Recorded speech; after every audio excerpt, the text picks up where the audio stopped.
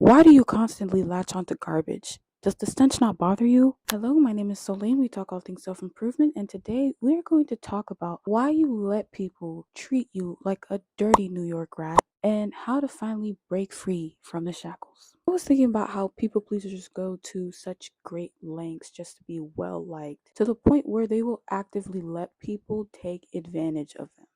But why are they willing to endure all that suffering? Humans hate to suffer. We find ways to actively avoid suffering every day. The dishwasher was invented for this main reason. So, what was the common denominator in their thought process that led these people to remain in these terrible situations? Well, in childhood, I was known to be a very quiet kid. Always did what other people had asked of me, and I'm in no way saying that my parents went wrong in raising me. I came out what I would say pretty good, but I was taught to be respected and to be liked.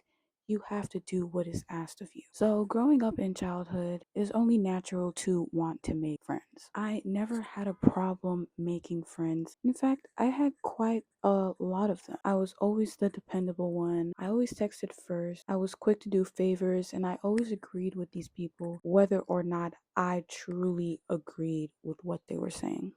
But when I became involved in a conflict with someone who seemingly was pretty dislikable throughout the whole class, like your common class bully, I began to see the number of most of my friends dwindle. How was it that someone who was so wildly disliked had so many people defending her while I, who had done everything that they had asked, was standing alone? I think the reason why people pleasers let others treat them like shit because they don't want to be alone.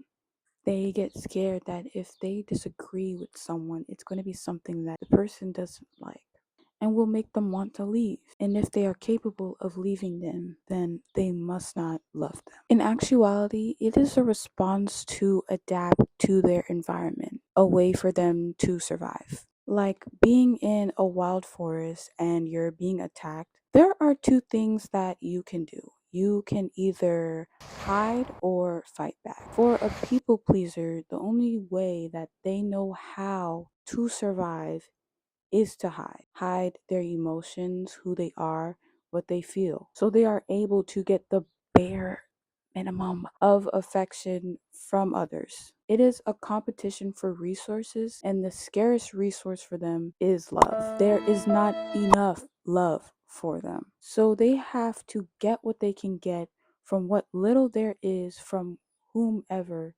it is. So if I seemingly did everything that I could to receive the affection and love from my classmates, why did I still end up standing alone? To have a coherent relationship, a relationship where you can receive love, is to be able to be your authentic self and have that self be respected. And that includes the boundaries that you place and the way you communicate with others. So, how is a people pleaser a person whose base instinct is to hide everything about themselves, create boundaries with an individual? It is to realize that there is no scarcity of love. If you believe that you lack love in your environment, it is not coming from the outside world, but from you. If you feel that you need someone to feel appreciated and love, that doesn't mean you stay with the person that treats you like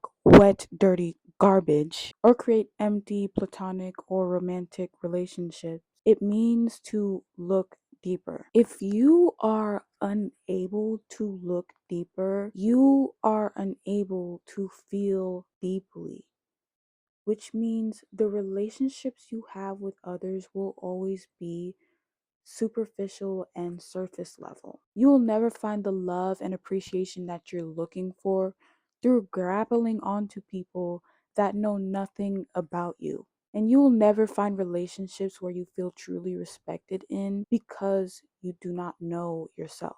The only way you will get people to stop treating you like shit and attracting people that treat you like shit is that if you are ready to change that part of yourself that seems to cling to the fact that you need to hide to be loved. If a person does not respect what you have to say, they do not respect you. And if a person doesn't respect you, what you say to them will always be indifferent to them, which means the love that you are so desperately latching onto inherently does not exist. But even with knowing that there is no appreciation or love that comes out of this, and that they will never receive the affection that they are so desperately craving for, people pleasers will still stay. That is why deeper work is so necessary to get to that part of yourself that does feel this way. That means looking deeply into your emotions and actions and why you do what you do. So I think things like therapy and journaling are the best methods that I find work for reflecting on your actions and emotions and dissecting the motives behind them. I hope that you like this new scenery. You have never seen farther than my living room, but I feel like that area was just really cramped and the lighting wasn't that good. But in here it feels like more refreshing and open, so I would definitely like to know what you think of it in the comments below. And with that being said, remember, when you say yes to others, make sure you aren't saying no to yourself.